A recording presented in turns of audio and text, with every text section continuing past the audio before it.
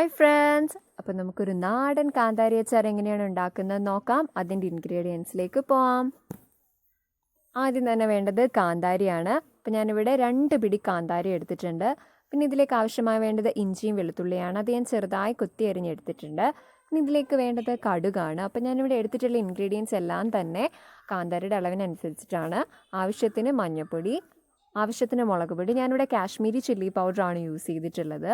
പിന്നെ ഇതിലേക്ക് ആവശ്യമായി വേണ്ടത് ഉപ്പാണ്, ആവശ്യത്തിന് ഉലുവാപ്പൊടി. ഞാനിവിടെ കായപ്പൊടിയാണ് ഉപയോഗിച്ചിട്ടുള്ളത്. കട്ടക്കായ ഉള്ളവർക്ക് അതും യൂസ് ചെയ്യാം.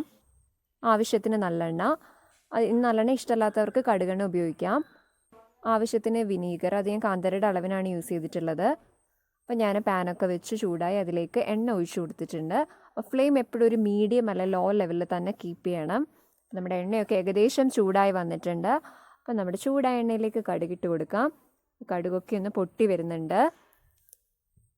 പിന്നെ ഇതിലേക്ക് നമ്മൾ അരിഞ്ഞ് വെച്ചിട്ടുള്ള ഇഞ്ചിയും വെളുത്തുള്ളി ആഡ് ചെയ്ത് കൊടുക്കണം. ഞാൻ വളരെ കനം കുറച്ചിട്ടാണ് ഇഞ്ചിയും വെളുത്തുള്ളി അരിഞ്ഞിട്ടുള്ളത്. കാരണം നമുക്ക് പെട്ടെന്നൊന്ന് വഴഞ്ഞ് കിട്ടിയാൽ മതി. ഒരുപാട് ഡീപ്പ് ബ്രൗൺ കളർ ആവണ്ട, ജസ്റ്റ് ഒന്ന് ലൈറ്റ് കളറായാൽ മതി, ഒരു ലൈറ്റ് ബ്രൗൺ ആയാൽ മതി. അപ്പം നന്നായി ഒന്ന് ഇളക്കി കൊടുക്കണം. അപ്പോൾ ഏകദേശം ഒന്ന് കളറ് മാറി വരുന്നുണ്ട്.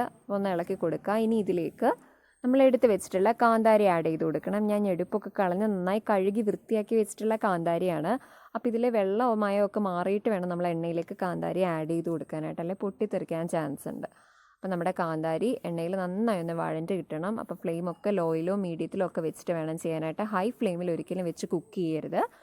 അപ്പോൾ നമ്മുടെ കാന്താരി ഒന്ന് നന്നായി എണ്ണയിൽ വഴണ്ട് കിട്ടണം. അപ്പോൾ ഇടയ്ക്ക് ഇങ്ങനെ ഇതുപോലെ ഒന്ന് ഇളക്കി കൊടുക്കണം. ഇനി ഇതിലേക്ക് നമുക്ക് ഓരോ മസാലകൾ ആഡ് ചെയ്ത് കൊടുക്കാം. ആദ്യം തന്നെ നമുക്കിതിലേക്ക് ഉപ്പാണ് ആഡ് ചെയ്ത് കൊടുക്കേണ്ടത്. അപ്പോൾ നമ്മുടെ കാന്താരി ഒന്ന് വഴണ്ട് വന്നിട്ടുണ്ട്. അപ്പോൾ ഇതിലേക്ക് നമ്മൾ ഉപ്പ് ആഡ് ചെയ്ത് കൊടുക്കണം. ഇപ്പോൾ ഉപ്പ് ഞാൻ കാന്താരിയുടെ അളവിനാണ് ആഡ് ചെയ്ത് കൊടുത്തിട്ടുള്ളത്. അപ്പോൾ ഉപ്പ് ഇനി നന്നായി ഒന്ന് കാന്താരിയിൽ പിടിച്ച് കിട്ടണം. അപ്പോൾ നന്നായി ഒന്ന് ഇളക്കി കൊടുത്തുകൊണ്ടിരിക്കണം. ഉപ്പ് നല്ലതായിട്ട് എല്ലായിടത്തും ഒന്ന് യോജിപ്പിച്ച് കൊടുക്കണം.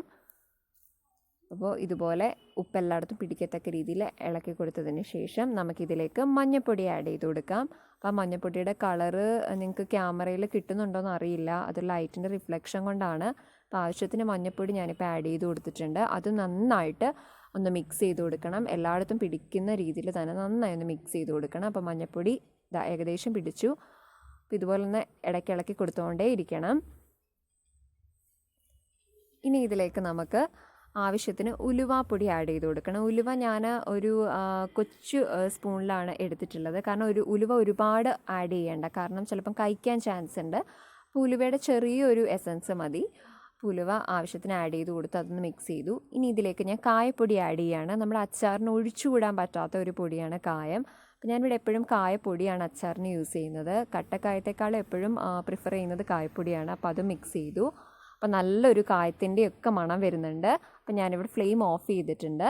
അപ്പോൾ നല്ല ആ ഒരു മണം നമുക്കിപ്പോൾ കിട്ടുന്നുണ്ട്, കായത്തിൻ്റെ ഉലുവയുടെയൊക്കെ. ഇനി ഇതിലേക്ക് നമുക്ക് വിനാഗിരി ആഡ് ചെയ്യാം. വിനാഗിരി നമ്മുടെ കാന്താരിയുടെ അളവിനനുസരിച്ചിട്ട് മാത്രമേ ആഡ് ചെയ്യാവുള്ളൂ. ഒരുപാട് കൂടുകയും ചെയ്യരുത്, കുറവും ചെയ്യരുത്.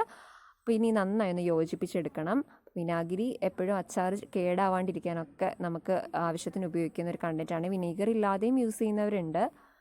അപ്പോൾ ഇത് വിനീഗർ ഇട്ടാൽ കുറച്ച് നാളൂടെ നമുക്ക് വെക്കാം.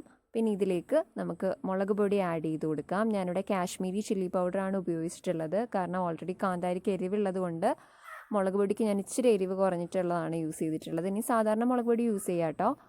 അപ്പം നമുക്കിനി ഇതൊരു ചെറിയ ബൗളിലേക്ക് മാറ്റാം. ഒരു 10 മിനിറ്റോളം നമുക്കിതൊരു ബൗളിലേക്ക് മാറ്റി വെക്കണം. ഒരു 10 മിനിറ്റ്സ് കഴിഞ്ഞിട്ട് നമുക്കിനി ഒരു ചെറിയ ബോട്ടിലേക്ക് ഇതുപോലെ മാറ്റാം. അപ്പോൾ നമ്മുടെ കാന്താരിയിൽ നല്ല പോലെ മുളകും ഉപ്പും മഞ്ഞളും ഒക്കെ പിടിച്ച് വന്നിട്ടുണ്ട്, ആ വിനാഗിരിയൊക്കെ. അപ്പോൾ ഇതുപോലെ ബൗളിലേക്ക് മാറ്റാം. നമുക്ക് എളുപ്പത്തിൽ തയ്യാറാക്കാൻ പറ്റുന്ന ഒരു അച്ചാറാണിത്. അപ്പോൾ എല്ലാവരും ഒന്ന് ട്രൈ ചെയ്ത് നോക്കണം. ഇതൊരു 1 വീക്ക് കഴിഞ്ഞേ യൂസ് ചെയ്യാവുള്ളൂ. അപ്പോൾ നമ്മുടെ കാന്താരി അച്ചാർ റെഡി ആയിട്ടുണ്ട്. അപ്പോൾ എല്ലാവർക്കും വീഡിയോ ഇഷ്ടമായെങ്കിൽ നിങ്ങളുടെ ഫീഡ്ബാക്ക് ഞങ്ങളെ അറിയിക്കുക. വീഡിയോ ഇഷ്ടമായാൽ ലൈക്ക് ചെയ്യുക, ഷെയർ ചെയ്യുക, സൈഡിലുള്ള ബെല്ലൈക്കൺ പ്രസ് ചെയ്യുക, സബ്സ്ക്രൈബും ചെയ്യുക. അപ്പോൾ എല്ലാവർക്കും വീഡിയോ ഇഷ്ടമായെന്ന് കരുതുന്നു. താങ്ക്